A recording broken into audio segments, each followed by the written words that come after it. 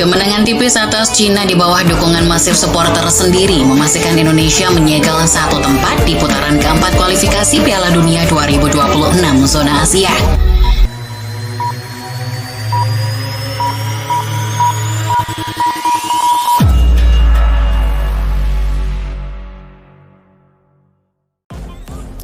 Halo Sobat Garuda Nusantara dari Sabang sampai Merauke. Gimana kabarnya Anda semua hari ini? Semoga Anda semua dalam keadaan sehat walafiat, tidak kurang suatu apapun, dan selalu dilimpahkan banyak rezeki, dijauhkan dari segala mara bahaya dan sakit penyakit. Oke guys, kali ini kita akan mereview kembali video terkait peluang timnas Indonesia untuk bertemu lawan-lawannya di putaran keempat. Siapa saja yang berpeluang untuk ketemu dengan timnas Indonesia? Kita langsung aja ke videonya, let's go. Pemirsa, timnas Indonesia dipastikan melaju ke putaran keempat kualifikasi Piala Dunia 2026. Meski persaingan di putaran keempat akan berat, tim Garuda sudah menunjukkan kemampuan untuk bersaing di level tinggi. Ya kan memang doa daripada bangsa Indonesia, dan Bapak Presiden juga mengharapkan kemenangan, makanya beliau hadir gitu. Dan yang tadi saya bilang bahwa hoki 2 kali datang 2 kali menang ya. As Indonesia get it over the line with a 1-0 win, which puts them into a very strong position for a playoff place. They would confirm it if Bahrain do not win this evening. Kemenangan tipis atas Cina di bawah dukungan masif supporter sendiri memastikan Indonesia menyegel satu tempat di putaran keempat kualifikasi Piala Dunia 2026 zona Asia. Memang peluang skuad Garuda untuk lolos langsung sudah tertutup, tapi asa menuju Piala Dunia tahun depan masih terjaga, gak kayak Raja Ampat. Tiket putaran keempat didapat setelah Bahrain takluk dari Arab Saudi, sehingga memastikan Indonesia tetap berada di posisi 4 besar grup C. Keberhasilan lolos ke putaran keempat ini bahkan membuat punggawa timnas Indonesia mendapatkan hadiah Rolex dari Presiden. Ya, syukurlah Rolexnya nggak diminta kembali setelah dibantai Jepang di laga terakhir kemarin. Kendati undian grup masih lama, Indonesia sejatinya sudah bisa memetakan siapa saja calon lawan yang berpotensi akan dihadapi mendatang. Lalu siapa saja calon musuh yang berpeluang bertemu dengan pasukan Patrick Kluivert? Seperti apa kekuatan yang dimiliki tiap negara yang bisa saja menyulitkan jalan Indonesia?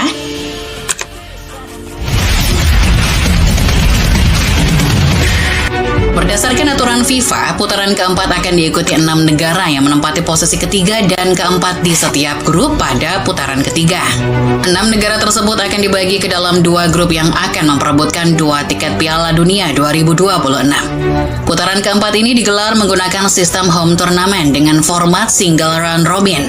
Artinya, pertandingan digelar di venue terpusat dan setiap negara akan bertemu sebanyak 1 kali.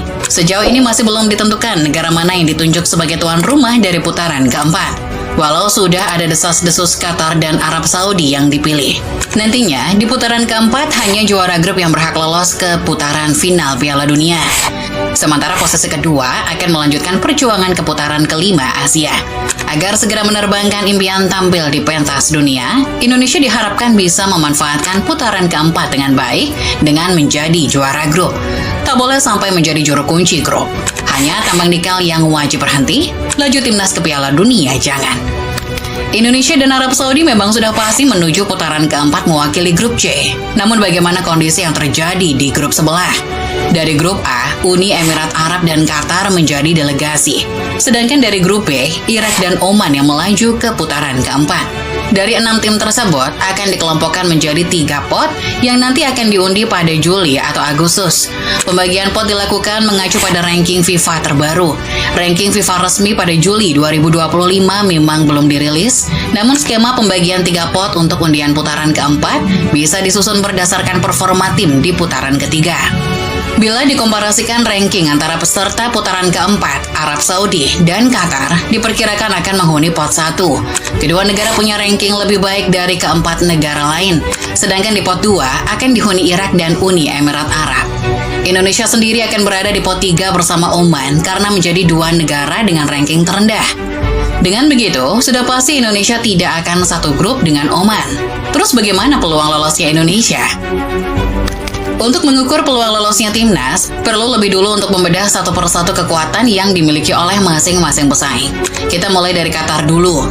Di putaran keempat nanti, tuan rumah Piala Dunia 2022 hadir dengan wajah baru di bawah asuhan Julen Lopetegui.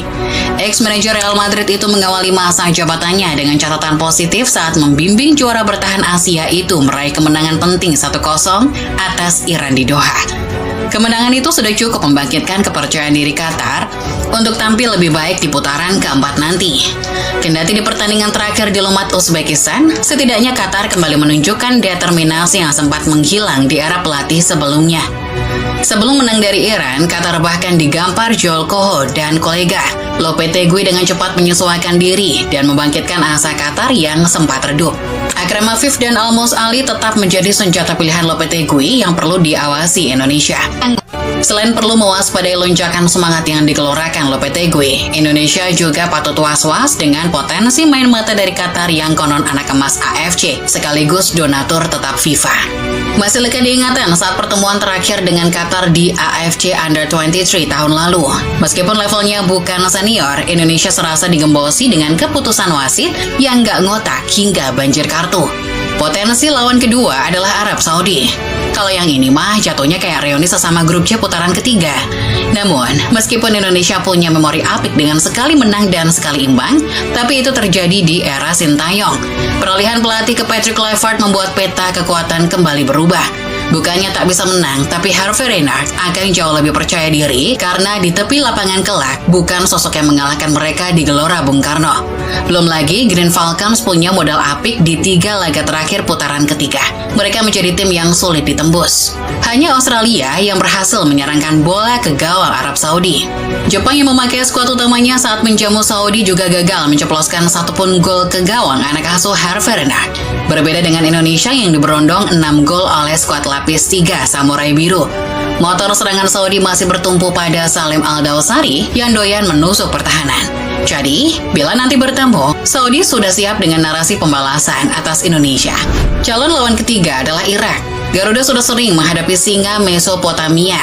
Bukan hanya di level senior, di Piala Asia Under-23 lalu, Indonesia bertemu Irak di perebutan tempat ketiga. Hanya saja, Indonesia memang tidak pernah menang atas Irak. Kabar baiknya, singa Mesopotamia sudah tak dilatih Jesus Casas, sosok yang selalu bisa mengalahkan Indonesia.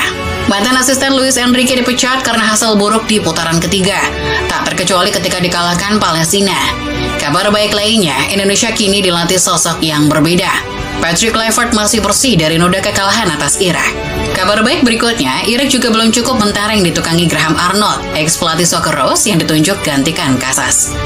Irak asuhan Arnold dihajar Korea Selatan. Meskipun di laga selanjutnya Graham Arnold bisa membawa pasukannya menggondol 3 poin dari finalis Piala Asia lalu. Indonesia punya kenangan yang cukup baik dan buruk saat menghadapi Graham Arnold. Tim Garuda pernah dihajar 4-0 di 16 besar Piala Asia. Tapi di putaran ketiga kualifikasi Piala Dunia 2026 kemarin, Indonesia bisa menahan imbang Graham Arnold saat masih menukangi Australia. Namun perlu dicatat, itu ketika timnas Indonesia dilatih Sintayong. Sementara Patrick Kluivert jelas beda kualitasnya. Bisa jadi, apabila bertemu Irak asuhan Graham Arnold, Kluivert akan kasih paham pelatih asal Australia itu. Uni Emirat Arab menjadi calon lawan terakhir yang berpeluang gelut dengan Indonesia. Tergabung di grup A putaran ketiga, UEA secara tak terduga mampu finish di atas Qatar dengan selisih 2 poin. Dibilang tak terduga karena secara kedalaman skuad, Al-Attiyah jelas tak sekuat Qatar. Mungkin laju UEA tak terbendung karena lebih kepada memanfaatkan Qatar yang sempat turbulensi di awal putaran ketiga. UEA memang lebih mengandalkan tenaga pemain naturalisasi dibanding pemain lokal. Mirip-mirip lah ya sama Dik Malai. Beberapa di antaranya adalah Caio Canedo, Lucas Pimenta, Loazinho, hingga yang paling senior Fabio Lima. UEA tak lagi ditukangi Paulo Bento, melainkan Cosmin Olaroyu, pria Rumania yang namanya tak sementereng pelatih tim putaran keempat lainnya. Meski begitu, Indonesia punya rekor pertemuan yang tak mulus dengan UEA. Sejak pertama bertemu pada 1981, Garuda baru 2 kali menang dari 6 pertemuan terdahulu. Bahkan di perjumpaan terakhir pada 2021, Indonesia digunduli 5-0 oleh UEA. Tapi itu saat dilatih Sintayong. Sekali lagi, Patrick Kluivert jelas beda kualitasnya. Menurut Football Lovers, Indonesia lebih baik satu grup dengan siapa nih? Itu dia cuplikan videonya. Kira-kira menurut Sobat Garuda siapa yang pantas untuk melawan timnas Indonesia di putaran keempat? Tulis di kolom komentarnya. Oke, jangan lupa like, komen, dan subscribe untuk kemajuan timnas Indonesia. Sampai jumpa lagi di video-video selanjutnya. Bye-bye. Ready to find your identity, it's mind over everything.